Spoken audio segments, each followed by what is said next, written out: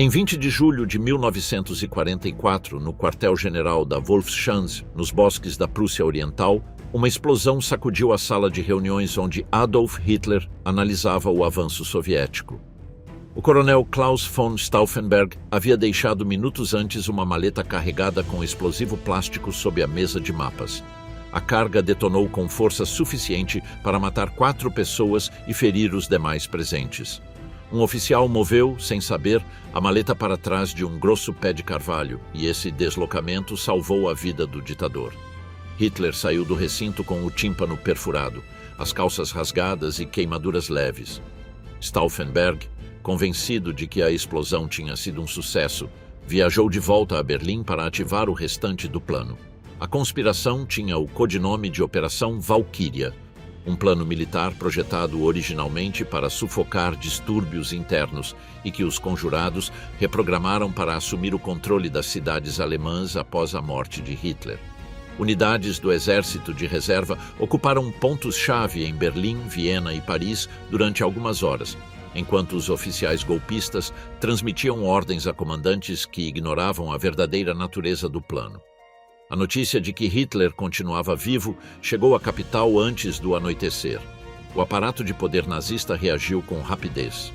Stauffenberg e 3 companheiros foram fuzilados naquela mesma noite no pátio do Bendler Block, o edifício que havia servido como centro de operações do golpe. A Gestapo iniciou imediatamente uma investigação que se estendeu por meses e que terminou com mais de 7.000 pessoas detidas. Quase 5.000 delas foram executadas. Cerca de 200 pertenciam diretamente ao círculo da conspiração, mas a represália do regime não se limitou aos conspiradores. Estendeu-se às suas esposas, aos seus pais, aos seus irmãos, aos seus sogros e, de maneira particular, aos seus filhos. Esse capítulo, menos conhecido que o atentado em si, revelou até onde o aparato nazista estava disposto a chegar para apagar não apenas um homem, mas toda a sua linhagem. O mecanismo do castigo. 5 dias após o atentado, Heinrich Himmler, chefe supremo da SS, dirigiu-se a um grupo de Gauleiters reunidos na cidade de Posen.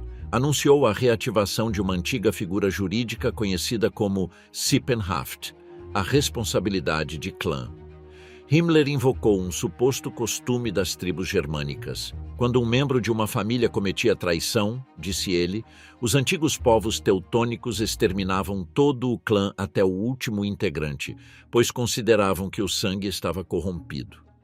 Aplicou essa lógica de maneira explícita à família do coronel que havia colocado a bomba.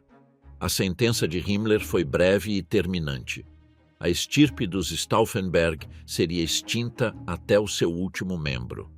A Sippenhaft não era uma invenção de 1944.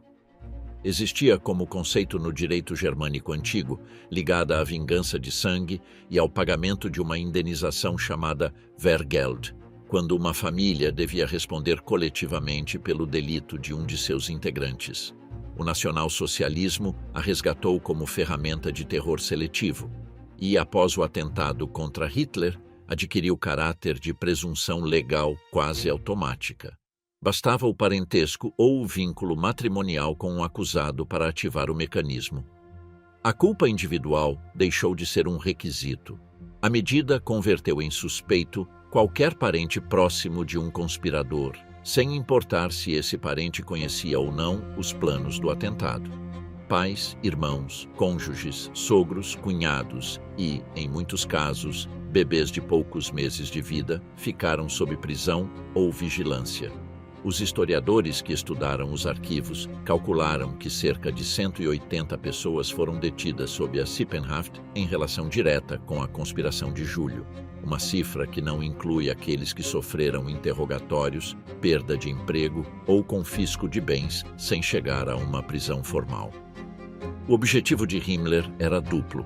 Por um lado, buscava aniquilar simbolicamente as famílias da velha aristocracia prussiana, uma classe social que a esse desprezava por sua origem e por seu papel protagonista na conspiração.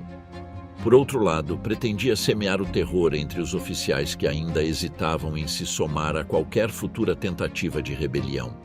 A ameaça não recaía apenas sobre quem conspirava, mas sobre todos aqueles a quem esse homem amava. O procedimento seguia um padrão que se repetia com poucas variações em dezenas de famílias. Após a detenção ou execução do conspirador, a Gestapo se apresentava no domicílio familiar. Confiscava as propriedades, congelava as contas bancárias e transferia os adultos para prisões ou campos de concentração. As crianças representavam um problema logístico diferente, pois o regime não podia simplesmente encarcerá-las junto aos adultos, sem gerar um efeito propagandístico indesejado em plena guerra. A solução adotada pelo Escritório Central de Segurança do Reich consistiu em afastar os menores de suas famílias, mudar seus sobrenomes e enviá-los a lares infantis sob tutela estatal, com a intenção declarada de entregá-los para adoção a famílias leais ao regime, preferencialmente vinculadas à SS. O caso dos filhos de Klaus von Stauffenberg ilustra esse mecanismo com precisão. Em 17 de agosto de 1944, menos de um mês após o atentado, seus 4 filhos e os 2 filhos de seu irmão Berthold foram retirados de seus lares e levados a um trem com destino a Bad Saxa, um centro infantil situado nas montanhas do Harz, perto da cidade de Nordhausen. Lá, foram separados por idade e sexo e alojados em pavilhões junto aos filhos de outros conspiradores, que foram chegando nas semanas seguintes. A direção do centro estava a cargo de uma funcionária nazista estrita que exibia com orgulho a insígnia do partido, mas a equipe responsável pelo cuidado diário tratava as crianças com uma amabilidade que surpreendia os próprios internados. Recebiam alimentação aceitável para os padrões da Alemanha de 1945 e participavam de uma fórmula secular de agradecimento antes das refeições, que substituía as orações religiosas habituais nas famílias de origem aristocrática e luterana de onde vinham. Nenhuma das crianças compreendia perfeitamente por que estava ali, nem o que havia acontecido com seus pais. Berthold von Stauffenberg filho, sobrinho do coronel executado e um dos internados em Bad Saxa, deixou décadas mais tarde um depoimento detalhado desses meses. Ele se lembrava da chegada de uma tia na véspera de Natal de 1944, com presentes e com uma notícia que as crianças receberam como o melhor presente possível. Sua mãe, Nina von Stauffenberg, continuava viva, embora detida. Nina havia sido presa e transferida para o campo de concentração de Ravensbrück. Ali, em pleno inverno e sob custódia da Gestapo, deu à luz sua 5ª filha em 27 de janeiro de 1945, no mesmo dia em que o Exército Vermelho libertou Auschwitz e ocupou as imediações da Wolfschanze, o mesmo quartel-general onde, meses antes, seu marido havia colocado o explosivo. Uma das cuidadoras de Bad Saxa transmitiu a notícia às crianças pouco depois. A situação dos pequenos Stauffenberg se agravou no início de 1945. Hitler exigiu explicitamente que o sobrenome Stauffenberg desaparecesse da história.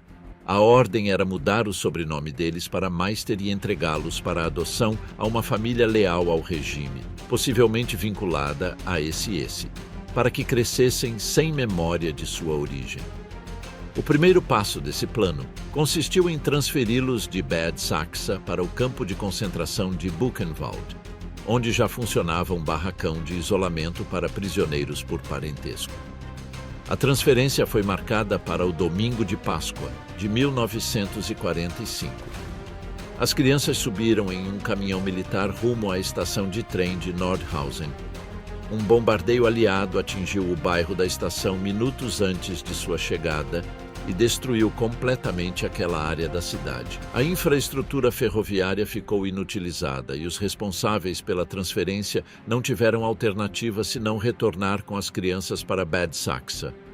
Poucos dias depois, em 11 de abril de 1945, a 104ª Divisão de Infantaria Norte-Americana entrou em Nordhausen, embora a resistência alemã nos arredores tenha obrigado os soldados a ameaçar arrasar o restante da cidade antes que o combate cessasse.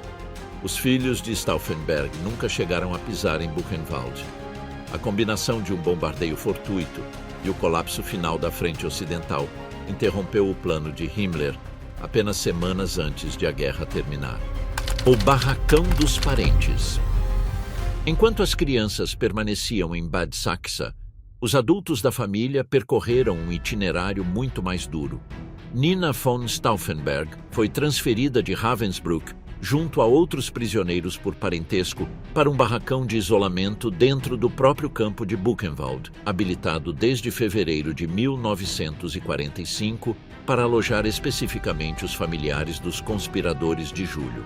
Alexander von Stauffenberg, irmão do coronel executado, compartilhou esse destino apesar de estar servindo como oficial da Wehrmacht na Grécia no momento do atentado e de desconhecer por completo os planos de seu irmão. Sua condição de parente bastou para que fosse julgado e condenado por traição. O grupo de prisioneiros reclusos naquele barracão incluía familiares de outros conspiradores de destaque, bem como reféns de alto perfil que o regime mantinha como moeda de troca diante de um eventual acordo com os aliados. Entre eles figuravam o ex-chanceler austríaco Kurt von Schuschnigg, o político francês Léon Blum e oficiais britânicos capturados que haviam participado de operações especiais. A convivência forçada entre aristocratas alemães, prisioneiros políticos estrangeiros e agentes de inteligência deu ao grupo um caráter singular dentro do sistema concentracionário nazista, embora as condições de reclusão, a incerteza sobre o próprio destino e o confinamento não deixassem de ser reais. No início de abril de 1945, com o avanço aliado sobre a Turíngia, a SS ordenou a evacuação do campo. Os prisioneiros por parentesco empreenderam, então, um percurso errático pelo sul da Alemanha e da Áustria, transferidos em caminhões e trens improvisados, enquanto a estrutura de comando nazista se desintegrava. A libertação definitiva desse grupo chegou apenas em 4 de maio de 1945, 4 dias antes da capitulação alemã, quando tropas norte-americanas os encontraram nos Alpes do Tirol do Sul. O caso de Fay von Hassel acrescentou à história da Sippenhaft um componente de investigação e busca que se prolongou muito após o fim da guerra. Fay era filha de Ulrich von Hassel, ex-embaixador alemão em Roma e figura de destaque da resistência civil contra Hitler. Embora von Hassel não tenha participado diretamente da colocação da bomba, sua ligação com os círculos conspiratórios ficou exposta nos documentos apreendidos após o atentado. Ele foi preso e enforcado em setembro de 1944. Fay vivia naquele momento no castelo de Brasà, no norte da Itália, junto aos seus 2 filhos pequenos, Corrado, de 3 anos, e Roberto, de 2. Seu esposo, o aristocrata italiano De Talmo Pirzio Biroli, colaborava de maneira clandestina com a resistência antifascista em Roma e permanecia separado da família devido à guerra. Quando o comandante alemão que ocupava a propriedade familiar ouviu pelo rádio a notícia da execução de Ulrich von Hassel, denunciou Fay à SS, que a deteve junto aos seus 2 filhos. O grupo viajou por semanas através da Áustria e da Alemanha. Em uma noite de dezembro, na estação de Innsbruck, os guardas separaram Fay de seus filhos com a promessa de que as crianças ficariam sob os cuidados de enfermeiras em um bom lar infantil até o reencontro familiar. Fay não voltou a ver seus filhos pelos 9 meses seguintes. A promessa de uma separação temporária escondia, na realidade, o mesmo mecanismo aplicado aos filhos de Stauffenberg, a mudança de identidade das crianças e o seu ingresso em um orfanato administrado pela SS na Áustria, perto da fronteira com a Suíça, com vistas a uma adoção definitiva por uma família leal ao regime. Fay percorreu, enquanto isso, vários campos de concentração, entre eles Stutthof, Buchenwald e Dachau, alojada no mesmo circuito destinado a prisioneiros por parentesco e reféns de alto valor. Em Stutthof, o grupo permaneceu em um barracão situado tão perto do campo principal que o cheiro dos corpos incinerados chegava até seus beliches. Durante esse período, Fay iniciou um relacionamento sentimental com Alexander von Stauffenberg, o irmão do coronel executado e companheiro de cativeiro dentro do mesmo grupo de prisioneiros por parentesco. No final de abril de 1945, quando a guerra estava a dias de terminar, A SS transferiu o grupo de prisioneiros proeminentes em direção ao sul da Itália, rumo aos Alpes do Tirol, em um comboio que ficou conhecido como o transporte dos proeminentes. Himmler pretendia usar esses reféns como carta de negociação final diante dos aliados. Na localidade de Villa Bassa, um dos prisioneiros reconheceu na multidão um general alemão conhecido e conseguiu avisá-lo em segredo sobre a situação do grupo. O general enviou tropas da Wehrmacht que desarmaram os guardas da SS e colocaram os reféns sob proteção militar. Em 27 de abril de 1945, o grupo ficou livre, a apenas 60 quilômetros da propriedade familiar de Fey, em Brasá. A busca por seus filhos ocupou os meses seguintes.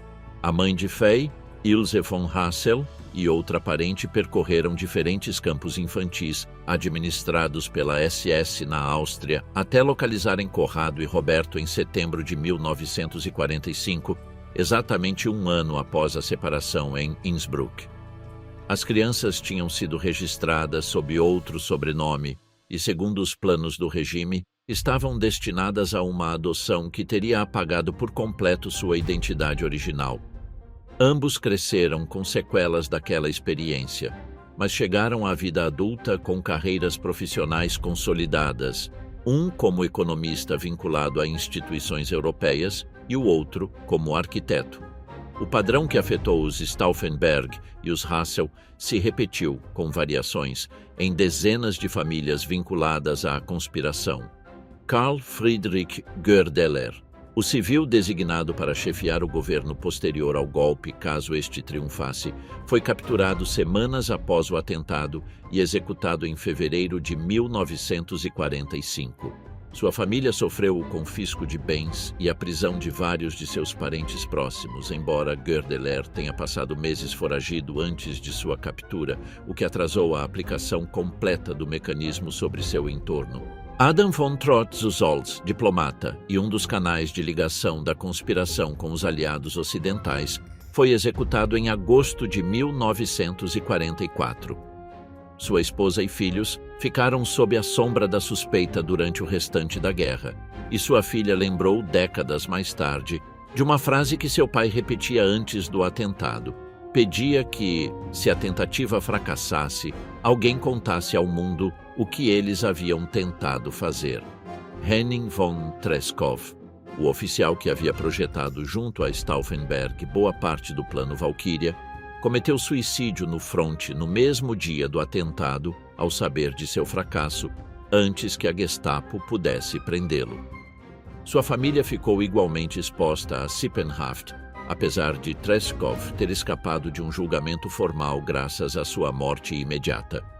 A família do general Erwin von Witzleben, comandante que havia sido designado para assumir o comando militar após o triunfo do golpe, sofreu prisões entre seus parentes mais próximos. O depoimento de oficiais alemães capturados pelos aliados, registrado pela inteligência militar britânica perto do fim da guerra, confirma que Witzleben tinha a certeza de que sua família e a de muitos outros conspiradores haviam sido executadas ou detidas após sua própria condenação, um conhecimento que agiu como um alerta silencioso para outros oficiais que consideravam se somar a futuras conspirações. A burocracia do terror. A Sippenhaft não se limitou aos implicados diretos na bomba de 20 de julho. O regime estendeu o mesmo mecanismo a oficiais capturados no fronte oriental que se juntaram a organizações antinazistas formadas no cativeiro soviético, como o Comitê Nacional por uma Alemanha Livre e a Liga dos Oficiais Alemães. O general Walter von Seydlitz-Kurzbach, capturado em Stalingrado e transformado em uma das figuras mais visíveis dessa liga, viu sua família ser submetida à prisão e confinamento em campos de concentração, onde permaneceu até a libertação final, em condições mais duras e prolongadas do que as sofridas pelas famílias dos oficiais, que eram julgados individualmente perante tribunais militares. Esse contraste é significativo. Os oficiais que enfrentavam julgamento militar formal costumavam ser libertados após um período relativamente breve, enquanto os parentes daqueles que colaboravam a partir do cativeiro soviético permaneciam detidos por muito mais tempo, sem processo judicial claro, até o colapso final do regime. A filha de Seydlitz, Ingrid von Seydlitz-Kurzbach, relatou em um depoimento posterior como foi retirada de um lar de recuperação infantil aos 10 anos sem qualquer explicação e transferida para Bad Saxa, onde se reencontrou com sua irmã mais nova, sem notícias de sua mãe nem de suas irmãs mais velhas durante meses. Em fevereiro de 1945, uma nova diretriz estendeu o alcance da Sippenhaft a qualquer militar que, a critério de Hitler, demonstrasse covardia ou derrotismo diante do inimigo. O caso do general Otto Lasch exemplifica essa ampliação. Após a rendição da cidade de Königsberg perante o Exército Vermelho em abril de 1945, a imprensa alemã publicou abertamente a prisão da família de Lasch como castigo pelo que o regime considerava uma capitulação desonrosa. A ameaça deixou de se limitar aos conspiradores políticos e passou a operar como instrumento de disciplina militar nas últimas semanas do Terceiro Reich. A Sippenhaft, apesar de sua origem em um discurso improvisado de Himmler, converteu-se em um procedimento administrativo com regras próprias. O Escritório Central de Segurança do Reich coordenava as prisões junto à Gestapo local e à Organização de Bem-Estar Nacional Socialista, encarregada dos lares infantis do regime. Os documentos preservados mostram diretrizes internas que discutiam com detalhes burocráticos a idade mínima para a prisão de um menor, o procedimento de mudança de sobrenome e o destino final dos bens confiscados. O alcance da medida surpreendeu inclusive alguns funcionários do próprio aparato nazista. Em outubro de 1944, o chefe da Polícia de Segurança, Ernst Kaltenbrunner, recebeu uma consulta formal solicitando esclarecimentos sobre os limites exatos da Sippenhaft, diante do que foi descrito como uma confusão generalizada dentro da estrutura de comando sobre quem deveria ser preso e sob qual critério. A resposta oficial confirmou que o vínculo de sangue ou de casamento, sem a necessidade de prova de cumplicidade, bastava para ativar o procedimento. Os arquivos documentam casos que chegaram a extremos difíceis de justificar até mesmo dentro da lógica do próprio regime. Bebês de poucas semanas de vida foram levados sob custódia junto às suas mães. Avós idosos, cunhados sem relação direta com a conspiração e parentes políticos distantes foram interrogados e, em alguns casos, detidos por semanas. O próprio Hitler, segundo o depoimento posterior de seu ministro do Armamento, Albert Speer, havia expressado em particular sua intenção de exterminar cada um dos envolvidos, uma frase que Speer registrou em suas memórias de pós-guerra, como reflexo do estado de espírito do ditador após o atentado. O Centro Infantil de Bad Saxa funcionou como o ponto de concentração central para os filhos dos conspiradores durante os últimos meses da guerra. Historiadores que estudaram o arquivo do estabelecimento descreveram a chegada progressiva de crianças provenientes de diferentes famílias aristocráticas, agrupadas segundo idade e sexo em diferentes pavilhões da propriedade, situada em um entorno boscoso da região do Harz, que contrastava com a dureza de sua função real. O pessoal do centro exibia atitudes contraditórias. A diretora, identificada nos depoimentos como uma funcionária estritamente alinhada com o partido, mantinha uma disciplina rígida e um discurso ideológico constante. Sua adjunta e boa parte do pessoal de planta, por outro lado, tratavam as crianças com uma calidez que vários dos internados lembraram décadas depois como decisiva para suportar a incerteza sobre o destino de seus pais. A alimentação, embora escassa como no restante da Alemanha, em direção ao fim da guerra, mantinha-se em níveis razoáveis e os responsáveis pelo centro evitavam comunicar aos menores a gravidade real da situação de seus familiares detidos. O plano de renomear as crianças e entregá-las para adoção a famílias afins ao regime não chegou a ser executado na maioria dos casos, não por falta de vontade das autoridades, mas pelo colapso acelerado da estrutura administrativa nazista entre março e abril de 1945. O caso dos filhos de Stauffenberg, salvos da transferência para Buchenwald por um bombardeio aliado ocorrido no momento exato em que seu comboio se dirigia à estação de trem, ilustra até que ponto o desfecho dessas histórias dependeu de coincidências extremas e não de uma decisão deliberada de clemência por parte do regime. Os cálculos históricos disponíveis permitem dimensionar o fenômeno. Cerca de 180 pessoas foram detidas sob a figura específica da Sippenhaft em relação direta com a conspiração de julho, uma cifra que convive com as mais de 7.000 detenções gerais praticadas pela Gestapo nos meses posteriores ao atentado, das quais quase 5.000 terminaram em execução. Nem todas essas execuções correspondiam a pessoas vinculadas ao complô. A polícia secreta aproveitou a investigação para acertar contas pendentes com opositores de diferentes origens, alheios por completo à conspiração militar.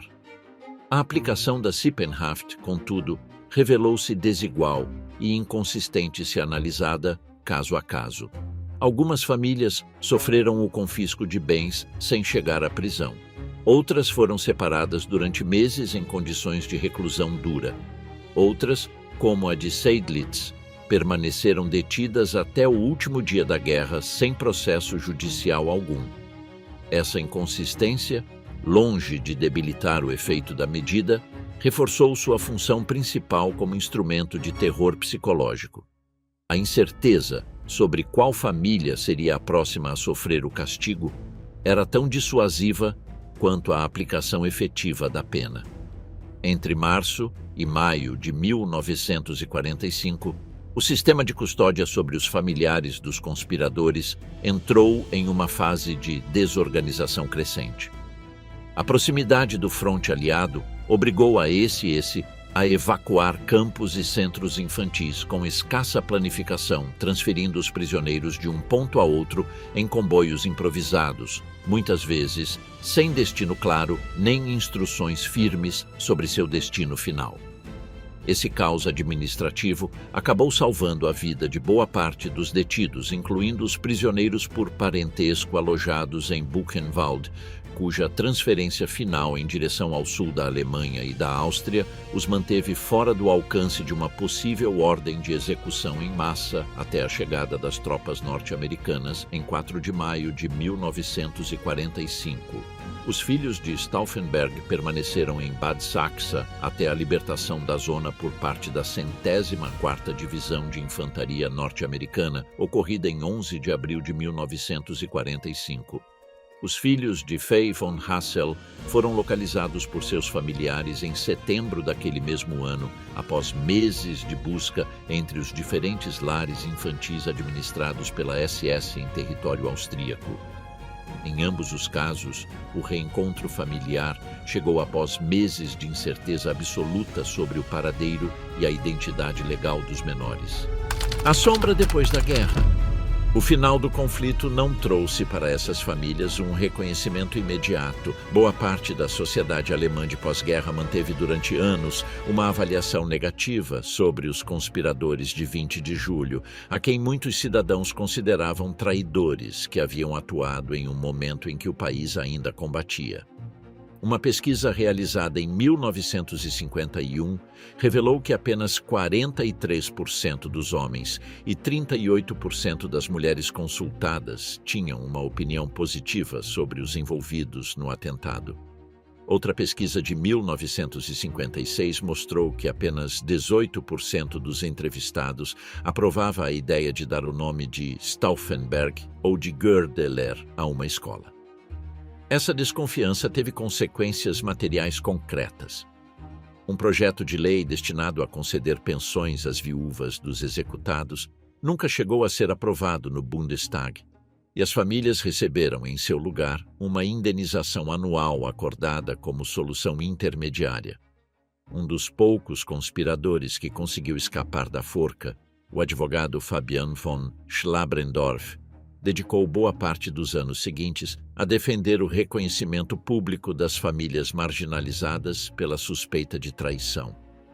Com o passar das décadas, a avaliação histórica sobre os conspiradores de 20 de julho mudou de maneira radical, e hoje eles são reconhecidos oficialmente na Alemanha como parte central da resistência contra o nacionalsocialismo.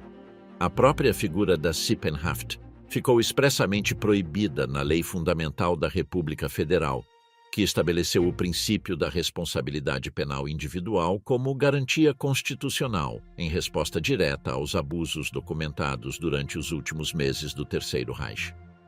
Os depoimentos daqueles que foram crianças em Bad Sachsa, nos lares infantis austríacos ou nos barracões de Buchenwald foram documentados em arquivos históricos e entrevistas acadêmicas até bem entrado o século XXI, entre eles o de Berthold von Stauffenberg Filho, o de Ingrid von Seydlitz-Kurzbach e o dos irmãos Corrado e Roberto Pirzio Biroli, filhos de Fay von Hassel. Seus relatos formaram o registro mais direto de um mecanismo de castigo que buscou estender a condenação de um punhado de oficiais até a geração seguinte, com o objetivo declarado de apagar sobrenomes inteiros da memória alemã. Antes que a Sippenhaft alcançasse as famílias, os próprios conspiradores enfrentaram um circuito judicial desenhado para humilhar antes de executar.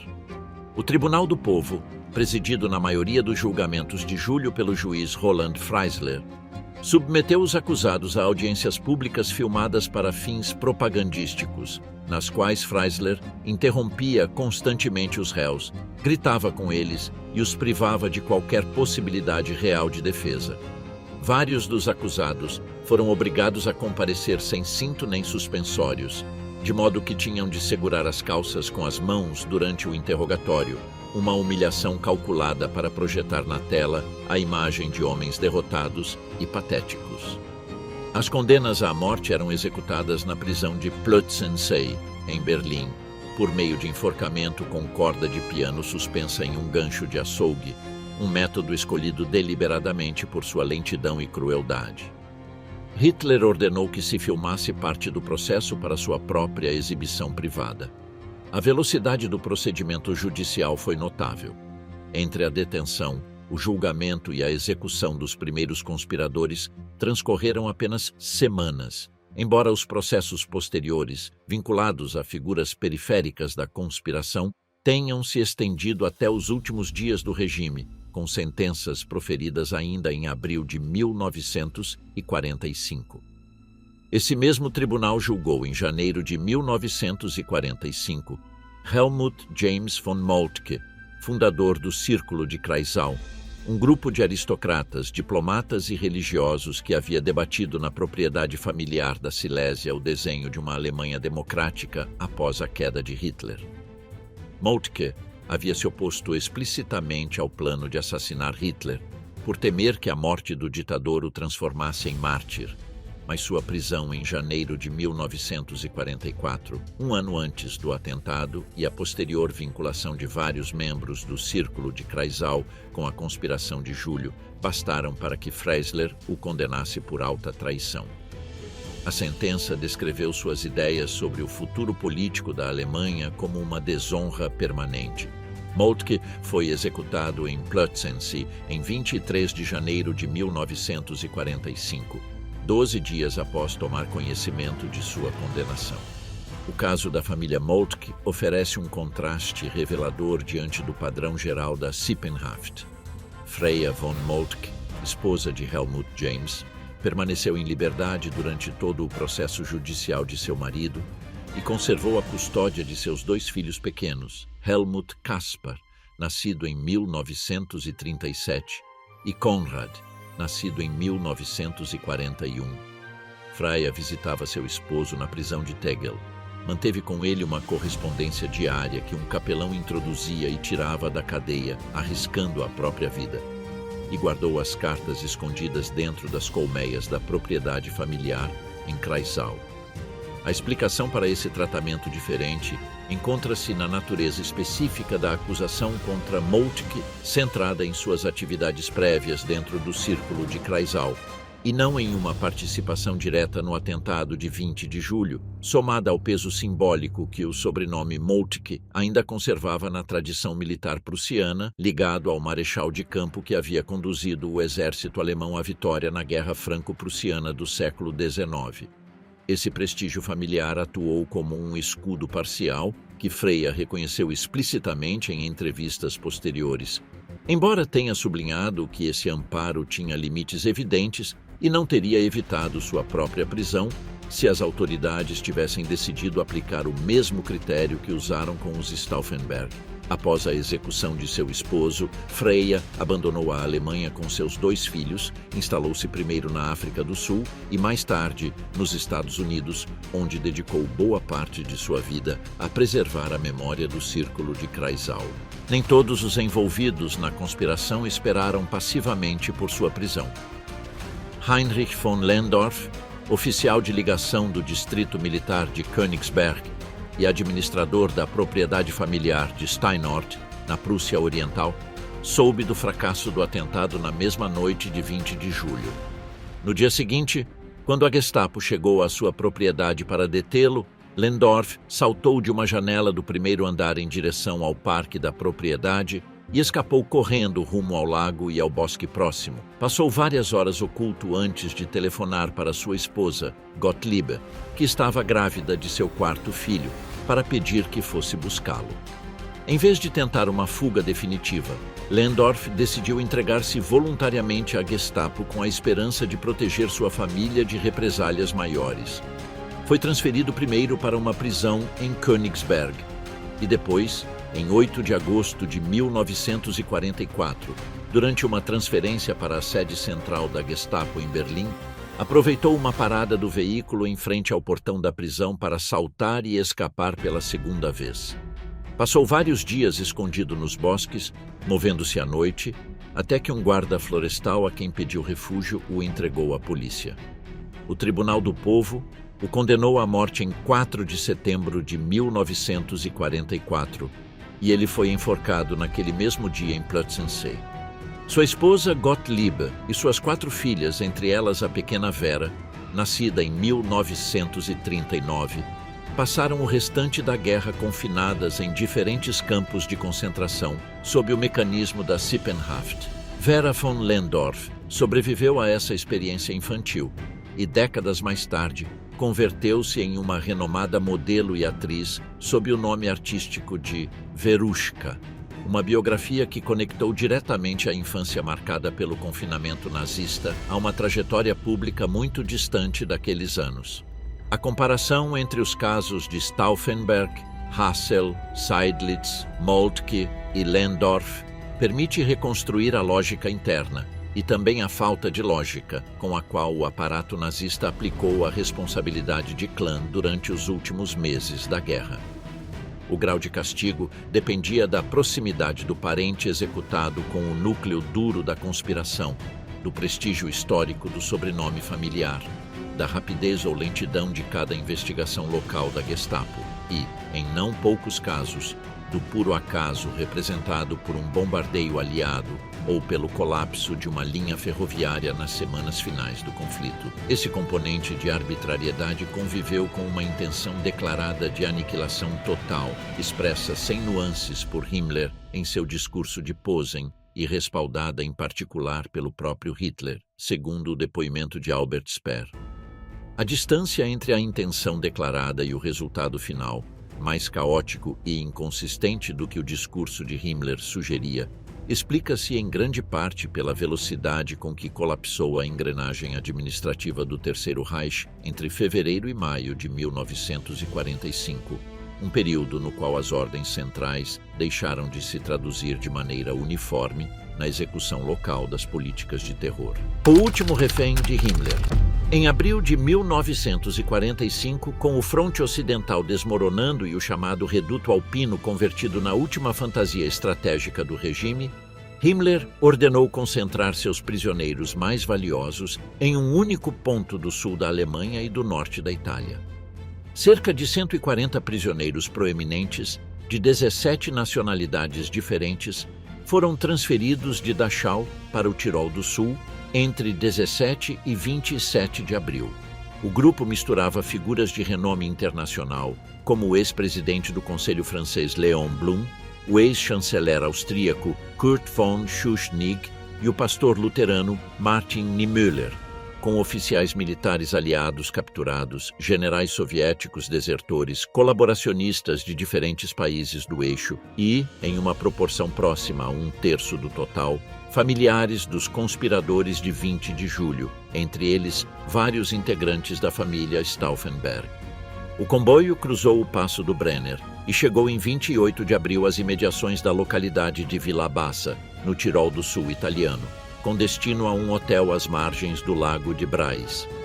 Durante essas horas de espera, um dos reféns revistou a carteira de um guarda da SS que havia desmaiado pelo efeito do álcool e encontrou um documento com a ordem de executar 28 dos prisioneiros mais comprometedores, entre eles todos os oficiais britânicos.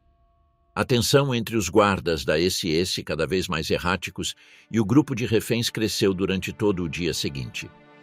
O coronel Bogislaw von Bonin, um dos prisioneiros, conseguiu comunicar-se por telefone com um antigo companheiro, o general Hans Rüttiger, chefe do Estado-Maior do Grupo de Exércitos C, em Bolzano, e lhe explicou a gravidade da situação.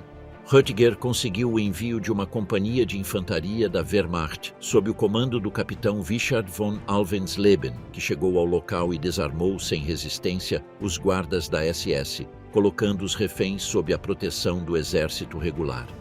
Durante esse episódio, os membros da família Stauffenberg, conscientes de serem os prisioneiros mais odiados pela SS, permaneceram escondidos em um quarto da casa paroquial do vilarejo até que a situação se estabilizasse por completo. O grupo passou os dias seguintes alojado no hotel à beira do lago, custodiado agora por soldados regulares que os protegiam tanto de possíveis unidades fanáticas da SS quanto de partidários italianos que operavam na região. Tropas do 5º Exército norte-americano chegaram ao local em 4 de maio de 1945, 4 dias antes da rendição alemã, e libertaram de maneira definitiva o grupo completo de reféns. O episódio, conhecido depois como o Transporte dos Proeminentes, resume em poucos dias a lógica final da Sippenhaft. Um punhado de crianças, esposas e irmãos de homens já executados, convertidos até o último instante da guerra em peças de negociação para um regime que já não tinha nada a oferecer em troca. A reconstrução da vida cotidiana após a libertação revelou-se lenta e desigual para cada uma das famílias atingidas pela Sippenhaft.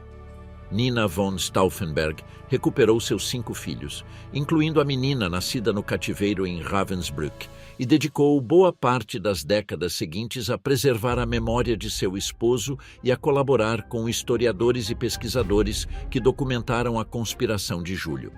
A propriedade familiar de Lautlingen, no sul da Alemanha, confiscada durante a guerra, foi devolvida à família nos anos do pós-guerra e se converteu com o tempo em um pequeno espaço de memória dedicado aos irmãos Stauffenberg. Berthold von Stauffenberg Filho, uma das crianças internadas em Bad Saxa, tornou-se com o tempo oficial do exército alemão do pós-guerra e uma das vozes mais citadas pelos historiadores que investigaram a experiência infantil sob a Sippenhaft, graças à correspondência que manteve durante anos com pesquisadores acadêmicos interessados em reconstruir com precisão os fatos de 1944 e 1945. Seu depoimento, junto ao de Ingrid von Seydlitz-Kurzbach e ao dos irmãos Pírcio Biroli, filhos de Fay von Hassel, constituiu a base documental principal sobre a qual se apoiaram os estudos históricos mais recentes sobre o funcionamento cotidiano dos lares infantis nazistas destinados aos filhos dos conspiradores. O próprio conceito de Sippenhaft ficou expressamente proibido na Lei Fundamental da República Federal da Alemanha, promulgada em 1949, que consagrou o princípio de responsabilidade penal estritamente individual como resposta direta aos abusos documentados durante os últimos meses do Terceiro Reich. A memória dos conspiradores de 20 de julho, marginalizada durante a primeira década de pós-guerra por boa parte da sociedade alemã, transformou-se de maneira progressiva a partir dos anos 60 e 70 em um ponto de referência central da comemoração oficial da resistência antinazista, com o pátio do Bendler Block, cenário do fuzilamento de Stauffenberg, convertido em memorial permanente visitado a cada 20 de julho por autoridades do Estado alemão. Os lares infantis de Bad Saxa e os campos de concentração onde permaneceram confinados os familiares dos conspiradores deixaram de funcionar com a queda do regime, mas o rastro documental daqueles meses, disperso entre arquivos militares, correspondência privada e depoimentos orais colhidos décadas depois, permite hoje reconstruir com bastante precisão o funcionamento de um mecanismo que buscou estender o castigo de um atentado fracassado até os filhos, os netos e os sobrenomes completos daqueles que tinham se atrevido a desafiar Hitler. O caso do marechal de campo Erwin Rommel demonstra até que ponto a ameaça da Sippenhaft condicionou inclusive as decisões mais íntimas dos envolvidos na conspiração. Rommel conhecia a existência do plano contra Hitler, embora se mostrasse relutante diante da ideia do assassinato e preferisse a opção de prender o ditador e submetê-lo a julgamento. Seu nome apareceu, de qualquer modo, comprometido nas declarações que o coronel Kaiser von Hoffacker fez sob tortura durante os interrogatórios posteriores ao atentado. Em 14 de outubro de 1944, 2 generais enviados por Hitler visitaram Rommel em seu domicílio e lhe apresentaram uma alternativa disfarçada de escolha pessoal: comparecer perante o Tribunal do Povo como o restante dos conspiradores, com a Sippenhaft recaindo de maneira automática sobre sua esposa e seu filho, ou tomar uma cápsula de cianeto e morrer em aparência por causas naturais, o que garantiria à sua família um funeral de Estado e a isenção completa de qualquer represália. Rommel optou pelo suicídio. O regime difundiu a versão oficial de que o marechal havia morrido em decorrência dos ferimentos sofridos semanas antes em um ataque aéreo sobre seu veículo na França, e organizou em sua homenagem um funeral de Estado com honras militares completas. A família de Rommel ficou assim fora do alcance da Sippenhaft, um desfecho que contrasta de maneira direta com o destino das famílias de Stauffenberg, Goerdeler ou Hassel.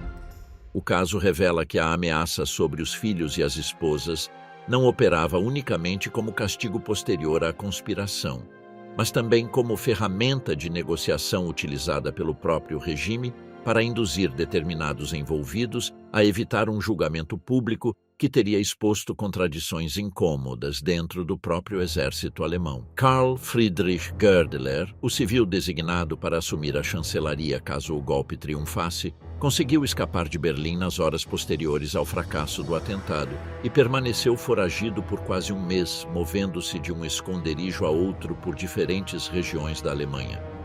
Sua busca converteu-se em uma das prioridades da Gestapo, que ofereceu uma recompensa considerável por informações sobre seu paradeiro. Em 12 de agosto de 1944, enquanto visitava o túmulo de seus pais na localidade de Marienwerder, uma pousadeira local chamada Lisbeth Schwersel o reconheceu e o denunciou às autoridades. Após sua prisão, 8 membros da família Goerdeler foram enviados a campos de concentração sob a figura da Sippenhaft. Seu irmão Fritz Goerdeler, tesoureiro de boa parte das atividades logísticas da conspiração, foi condenado à morte e executado em 1º de março de 1945. Karl Goerdeler permaneceu vários meses sob interrogatório antes de ser julgado em 9 de setembro de 1944 pelo Tribunal do Povo e condenado à morte por Roland Freisler. A execução, contudo, demorou quase 5 meses mais. Um lapso incomum dentro do padrão geral de rapidez que caracterizava os demais julgamentos de julho. Possivelmente porque a Gestapo continuou interrogando-o com a esperança de obter informações adicionais sobre outros envolvidos na rede da resistência civil.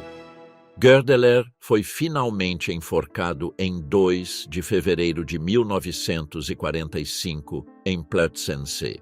Outros membros do entorno próximo a Stauffenberg compartilharam um destino semelhante nas semanas posteriores ao atentado.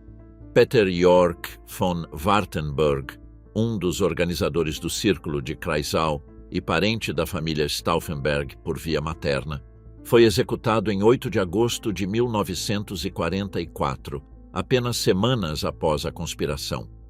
O tio materno de Klaus von Stauffenberg, Nikolaus von Uskul-Gyllenband, de 85 anos de idade, morreu no cativeiro após ser preso sob o mesmo mecanismo de responsabilidade familiar, sem ter tido jamais uma participação operacional direta no plano do atentado. A infância marcada pela Sippenhaft deixou uma marca que se estendeu muito além da libertação de maio de 1945. Muitas das crianças filhas dos conspiradores cresceram na Alemanha do pós-guerra com pouquíssimas lembranças materiais de seus pais, executados antes que elas tivessem idade suficiente para conservar uma memória própria deles. Axel Smend, filho de Gunther Smend, oficial executado por sua participação na conspiração, conservou como único vínculo tangível com seu pai uma fotografia e um caderno de anotações que o carteiro entregou à sua mãe após a execução. Clarita Müller-Plantenberg, filha de Adam von Trott-Zusholz, passou por uma experiência semelhante, tendo apenas uma imagem fotográfica de si mesma junto ao pai como testemunho visual de uma relação interrompida na primeira infância. A reconstrução da identidade familiar complicou-se, além disso, pela rejeição social que boa parte dessas crianças enfrentou durante as décadas do pós-guerra, em uma Alemanha ocidental que tardou anos para reconhecer o valor moral da conspiração de julho. Os sobrenomes dos conspiradores continuaram associados durante muito tempo à ideia de traição militar, um estigma que afetou as possibilidades de estudo, emprego e integração social de vários dos filhos, sobretudo durante a década de 1950. A escassa disposição do Estado alemão em conceder pensões formais às viúvas dos executados, resolvida apenas mediante uma indenização anual de caráter extraordinário, funcionou como reflexo econômico dessa mesma reticência social. A mudança de percepção chegou de maneira gradual.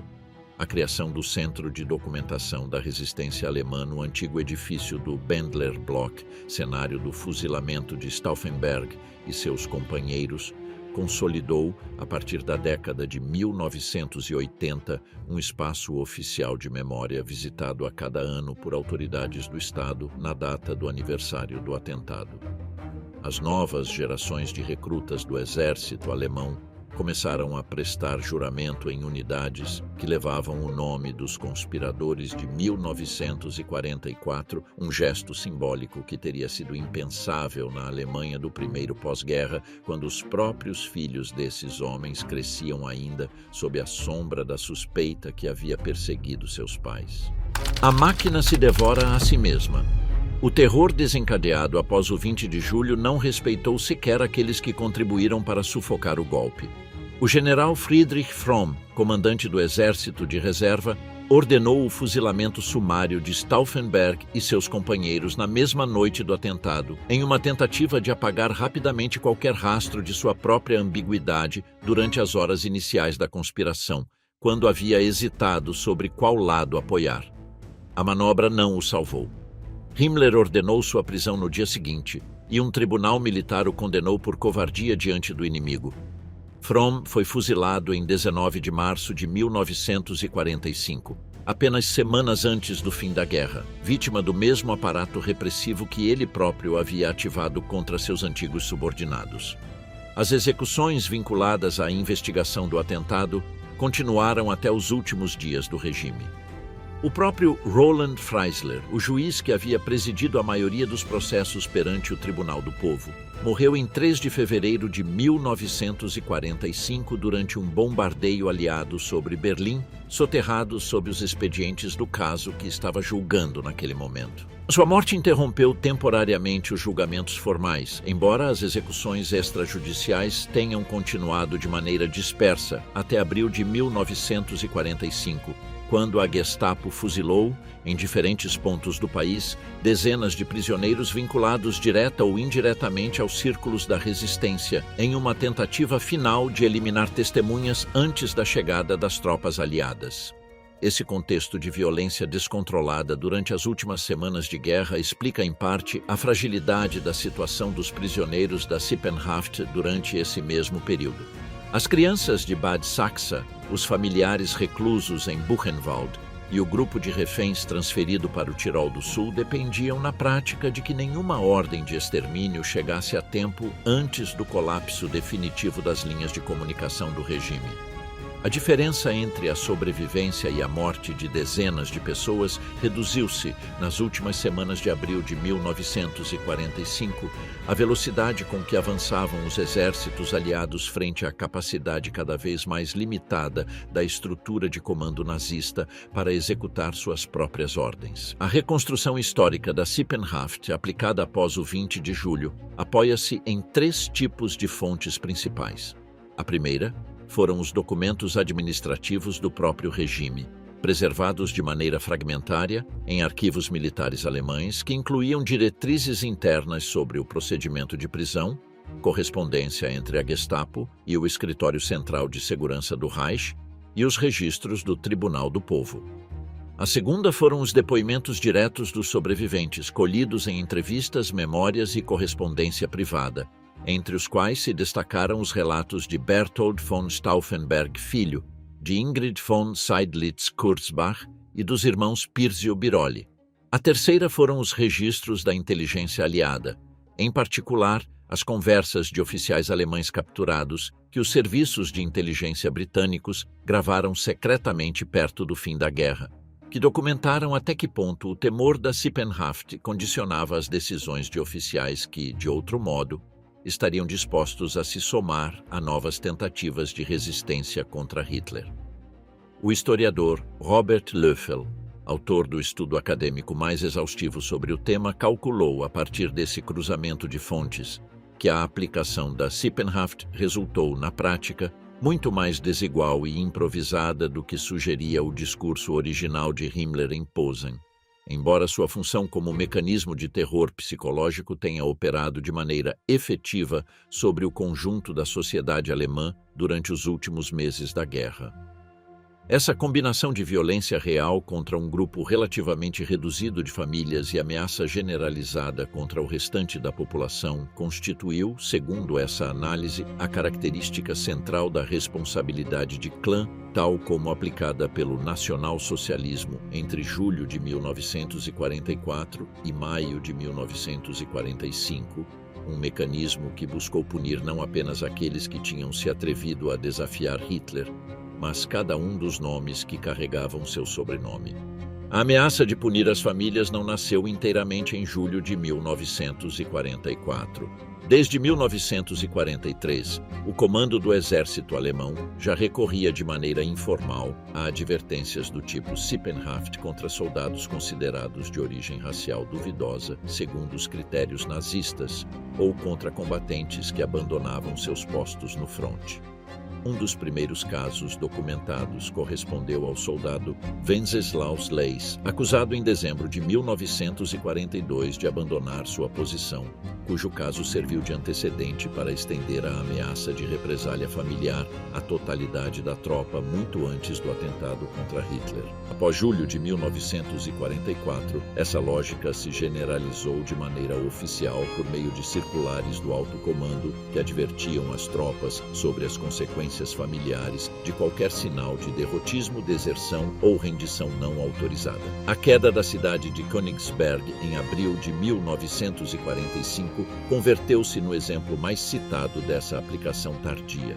O comandante Otto Lasch, responsável pela defesa da cidade, ordenou a rendição diante do avanço soviético para evitar um massacre maior entre a população civil encurralada. A resposta do regime foi imediata.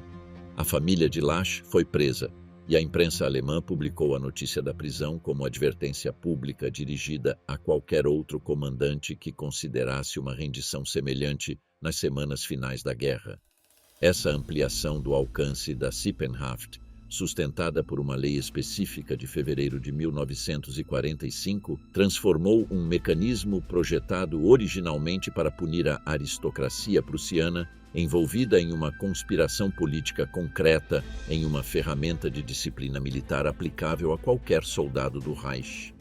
A distinção entre traição política e derrota militar diluiu-se por completo nessas últimas semanas, em um contexto onde o próprio colapso do fronte convertia praticamente qualquer decisão de um comandante no terreno em motivo potencial de suspeita para um regime que já não controlava boa parte de seu próprio território. Fritz Dietloff von der Schulenburg, alto funcionário prussiano e um dos redatores do programa de governo previsto para o pós-golpe, foi julgado e executado no mesmo dia de sua detenção formal em 10 de agosto de 1944, apenas 20 dias após o atentado. Antes de subir ao patíbulo, declarou perante o tribunal que a história acabaria por julgar e absolver os conspiradores, uma frase que circulou após a guerra como uma das expressões mais citadas do processo judicial contra os envolvidos em julho. Sua esposa, Charlotte von der Schulenburg, ficou à frente de 6 filhos pequenos, 5 meninas e um menino, na propriedade familiar de Tressow, em Mecklemburgo.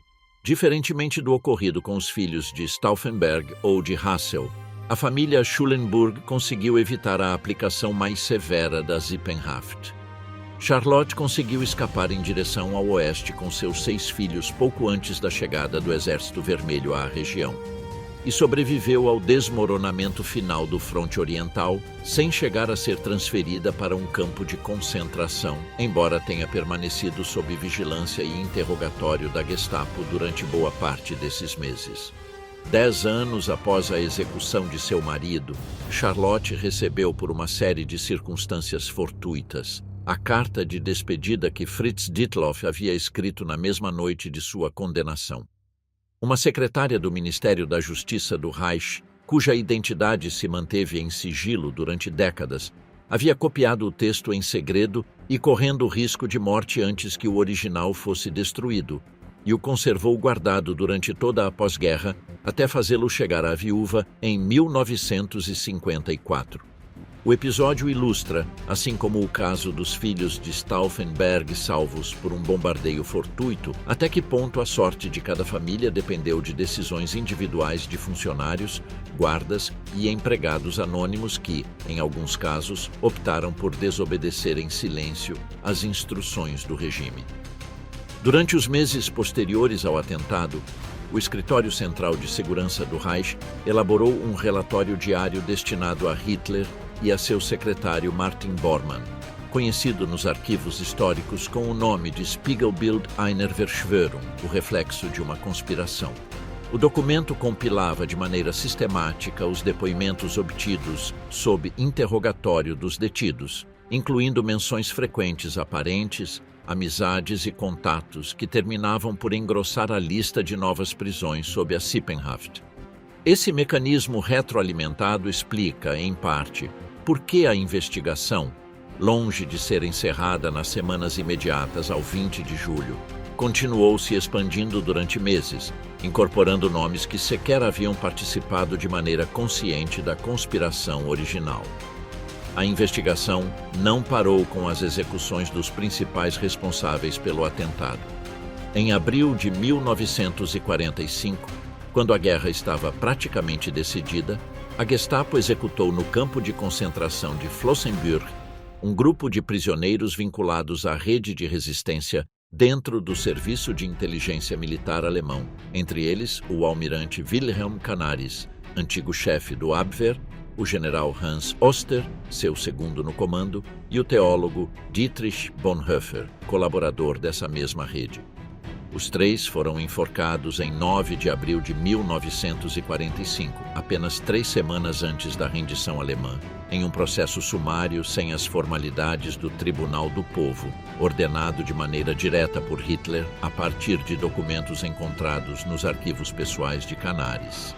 Esse episódio confirma que a vontade de extermínio do regime contra qualquer vestígio da resistência manteve-se ativa até os últimos dias de existência do Terceiro Reich, sem que a iminência da derrota militar alterasse a lógica de represália que havia vigorado desde julho de 1944. O mito do reduto alpino e outras histórias trágicas. A transferência dos prisioneiros proeminentes em direção ao Tirol do Sul não se deveu a um capricho improvisado de última hora, mas a uma estratégia mais ampla que Himmler e o chefe do Escritório Central de Segurança do Reich, Ernst Kaltenbrunner, haviam planejado desde o início de 1945. Os serviços de inteligência aliados tinham detectado indícios de fortificações e movimentos de tropas na região alpina que interpretaram como a preparação de um último bastião nazista, conhecido como Reduto Alpino, a partir do qual o regime esperava prolongar a resistência por meio de uma guerra de guerrilhas, uma vez perdido o restante do território alemão. Esse reduto nunca chegou a se materializar de maneira efetiva, mas, durante os primeiros meses de 1945, condicionou boa parte das decisões logísticas do aparato de segurança nazista, incluindo a escolha de transferir para essa mesma área os reféns mais valiosos do regime. No grupo total de 139 prisioneiros transferidos de Dachau para o Tirol do Sul, os registros distinguem duas categorias administrativas. 90, os 8 correspondiam à categoria de prisioneiros especiais entre políticos estrangeiros, oficiais militares aliados e figuras de peso simbólico como Leon Blum ou Kurt von Schuschnigg.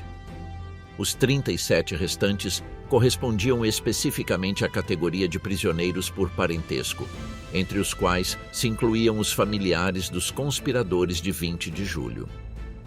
Kaltenbrunner tentou, por meio de seu adjunto Wilhelm Höttl, estabelecer contato com Allen Dulles, representante da inteligência norte-americana em Berna, com a esperança de utilizar esse conjunto de reféns como moeda de troca em uma negociação separada com os aliados ocidentais. Dulles rejeitou qualquer contato direto com um funcionário da SS, e essa via de negociação foi encerrada sem resultados. De maneira paralela, Himmler explorou por conta própria uma saída negociada por meio do conde sueco Folke Bernadotte, vice-presidente da Cruz Vermelha daquele país, com quem manteve uma série de reuniões secretas entre fevereiro e abril de 1945.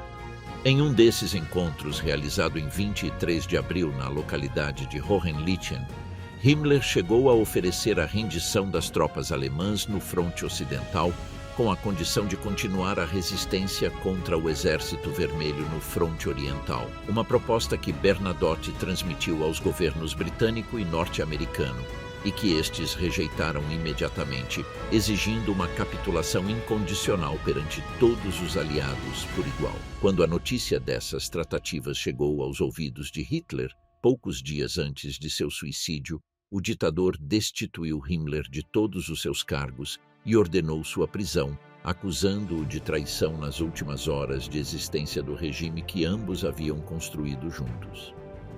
O destino dos prisioneiros por parentesco alojados no hotel à beira do Lago de Brais, entre eles os familiares de Stauffenberg, ficou assim, sem que eles soubessem, entrelaçado até o fim com as manobras políticas do mesmo homem que havia ordenado sua prisão quase um ano antes.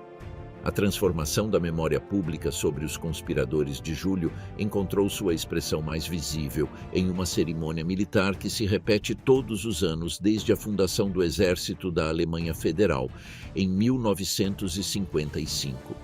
A cada 20 de julho, um contingente de recrutas do Batalhão de Guarda das Forças Armadas prestava juramento solene no mesmo pátio do Bendler Block, onde Stauffenberg e seus 3 companheiros haviam sido fuzilados na noite do atentado. O primeiro manual de conduta interna das novas Forças Armadas, publicado em 1957, estabeleceu explicitamente os oficiais da resistência militar contra o nacionalsocialismo como referência moral central para a formação dos soldados do pós-guerra, sob a ideia de que a obediência militar devia subordinar-se sempre ao julgamento da própria consciência. Essa mesma lógica se traduziu na denominação de instalações militares. Um dos principais comandos operacionais conjuntos do exército alemão funcionou em um quartel que levou o nome de Henning von Treschow, o oficial que havia projetado junto a Stauffenberg boa parte do plano da Operação Valkyria e que havia cometido suicídio no fronte ao saber do fracasso do atentado. A cerimônia anual de 20 de julho, presidida habitualmente pelo ministro da Defesa em exercício na Alemanha, converteu-se no ato central de comemoração institucional do país sobre la resistência contra Hitler, um desfecho difícil de antecipar nos meses posteriores a 1944, quando os filhos desses mesmos oficiais fuzilados permaneciam ainda reclusos em lares infantis e campos de concentração, sob o sobrenome falso que o regime lhes havia imposto para apagar qualquer rastro de seus sobrenomes verdadeiros.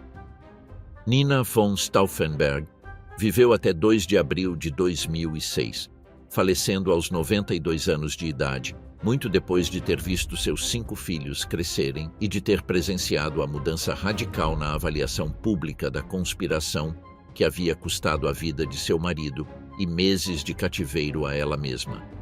Durante as décadas de pós-guerra, colaborou de maneira constante com historiadores dedicados a reconstruir com precisão os fatos de julho de 1944, entre eles o pesquisador canadense Peter Hoffman, autor de uma das biografias mais citadas sobre Klaus von Stauffenberg, que recolheu em suas notas boa parte da correspondência e dos depoimentos diretos da família.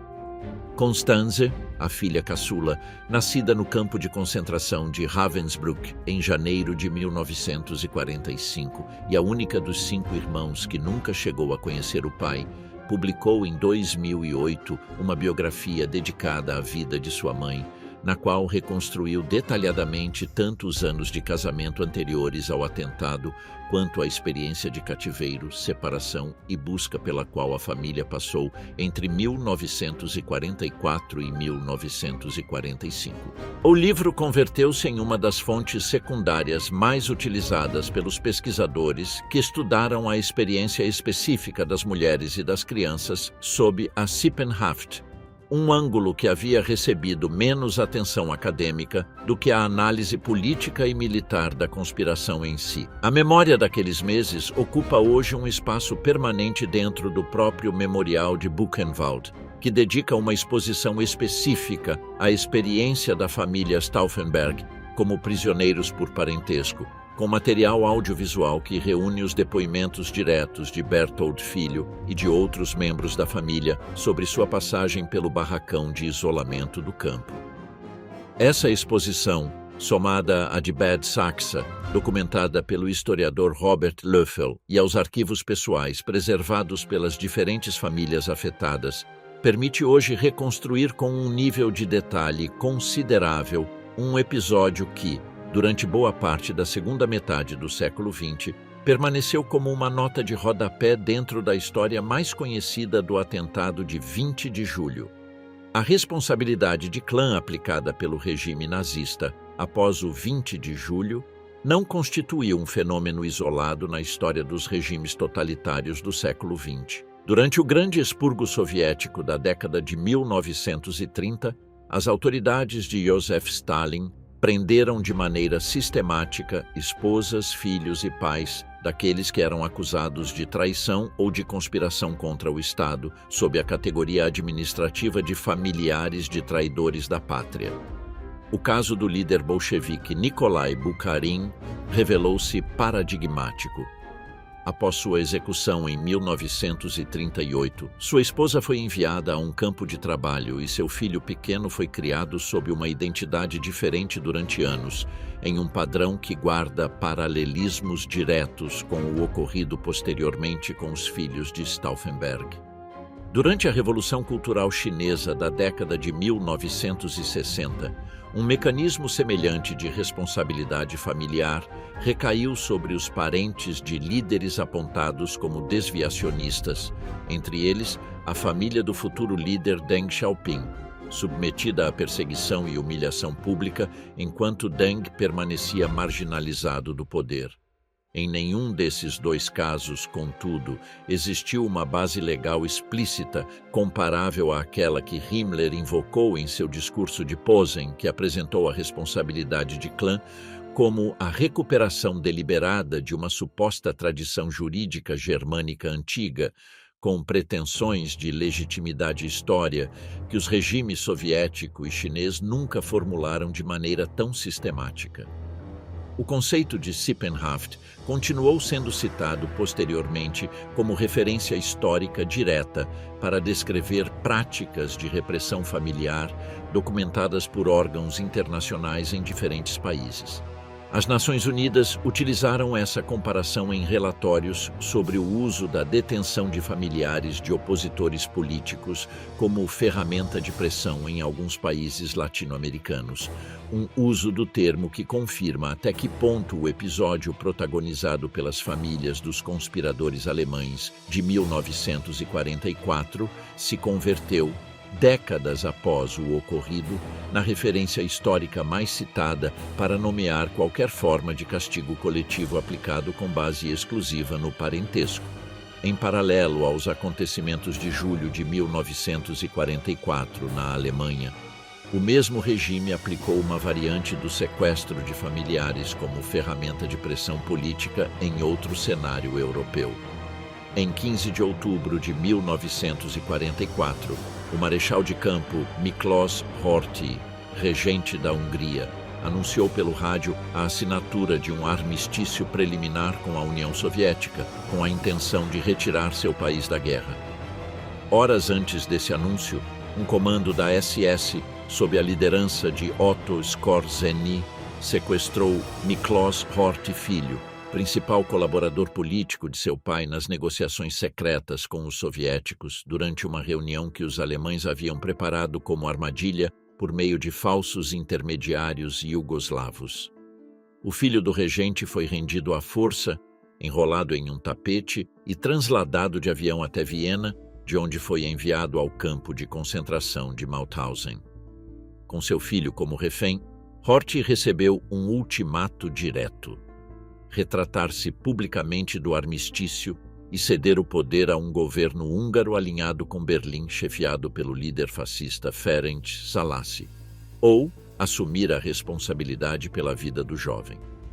Horthy cedeu, assinou o documento de renúncia e explicou depois em suas memórias que não havia renunciado ao poder nem indicado Szalasi como chefe de governo por vontade própria, mas sim que havia trocado sua assinatura pela vida de seu filho. O jovem Horthy permaneceu prisioneiro em campos de concentração alemães até o último dia da guerra, sendo libertado apenas em 8 de maio de 1945. O episódio, ocorrido apenas 3 meses após o atentado contra Hitler e coincidente quase no tempo com a transferência dos filhos de Stauffenberg para Bad Sachsa, confirma que o sequestro de familiares como instrumento de coerção política não se limitou ao âmbito interno alemão nem à represália posterior a uma conspiração já fracassada. O mesmo aparato de segurança que aplicava a Sippenhaft contra as famílias de seus próprios oficiais rebeldes recorreu, com a mesma naturalidade, ao sequestro de um filho para dobrar a vontade de um chefe de Estado estrangeiro em uma demonstração adicional de até que ponto o regime nazista, durante seus últimos meses de existência, converteu o parentesco familiar em um de seus instrumentos de poder mais utilizados. A coincidência entre ambos os episódios não foi de todo casual. Otto Skorzeny, o comando da SS que liderou o sequestro do filho de Horthy em outubro, encontrava-se em Berlim na mesma noite de 20 de julho, quando a notícia do atentado contra Hitler chegou ao quartel-general do Exército de Reserva. Durante as horas de maior confusão, enquanto o destino do golpe ainda estava em xeque, Skorzeny assumiu por mais de 30 horas o controle efetivo do centro de comunicações do alto comando da Wehrmacht e contribuiu de maneira direta para que as ordens dos conspiradores não fossem executadas com sucesso em diferentes guarnições do país. Essa atuação rendeu-lhe uma promoção e a confiança pessoal de Hitler, que meses depois o escolheu para liderar a Operação Húngara.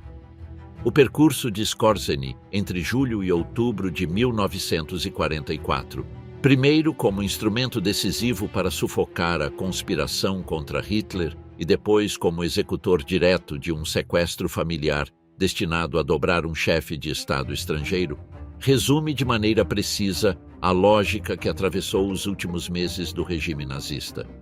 O vínculo de sangue, longe de representar uma esfera privada alheia à política, converteu-se nesses meses em um dos instrumentos de coerção mais utilizados pelo aparato de segurança alemão, aplicado tanto contra seus próprios súditos quanto contra governos aliados que o regime considerava insuficientemente leais.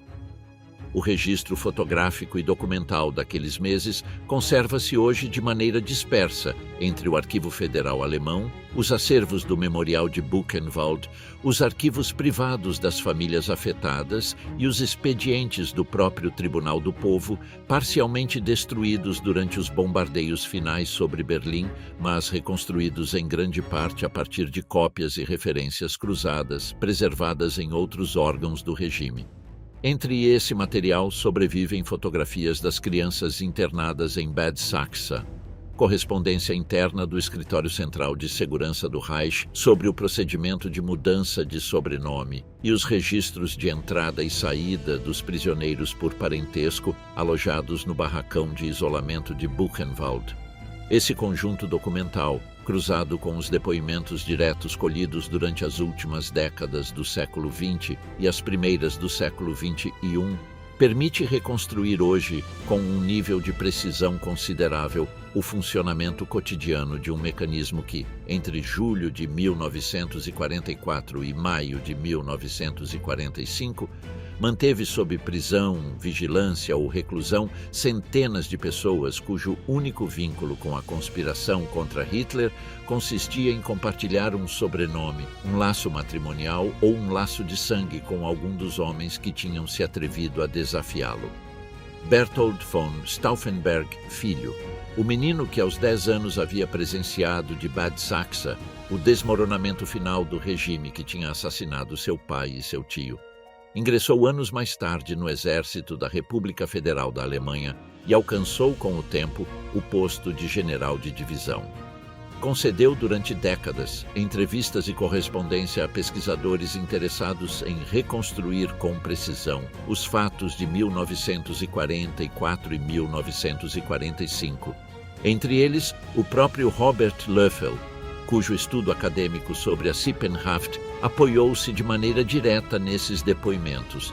Sua trajetória, a de um homem que havia sido separado de sua família sob um sobrenome falso e que terminou vestindo o mesmo uniforme que antes havia perseguido os seus, resume de maneira concreta o caminho percorrido pela Alemanha entre o regime que puniu os filhos dos conspiradores de julho e o Estado que, décadas mais tarde, converteu esses mesmos conspiradores no referencial moral central de suas próprias forças armadas. O barracão de isolamento de Buchenwald, onde permaneceram reclusos Nina e Alexander von Stauffenberg, junto a dezenas de outros prisioneiros por parentesco, tinha sido destruído parcialmente por um bombardeio aliado em agosto de 1944, antes de a Gestapo começar a transferir para lá os familiares dos conspiradores a partir de fevereiro de 1945. Os responsáveis pelo campo reconstruíram-no às pressas para alojar esse grupo específico de detidos, separados de maneira deliberada do restante da população carcerária do campo principal, submetida a condições de exploração e extermínio radicalmente mais severas.